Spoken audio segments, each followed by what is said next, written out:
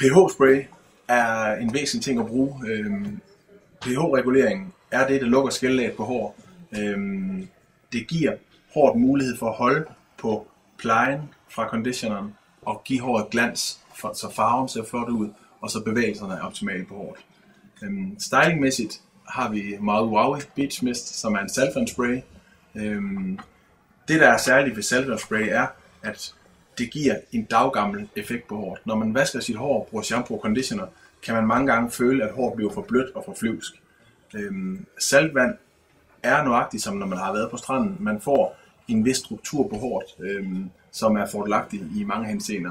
Det der er, det er, at den her er meget blank, så man får ikke et mat look på sit hår. Man får glansen, så man får den flotte farve til at reflektere i lyset, men man får stadigvæk den daggamle effekt på håret.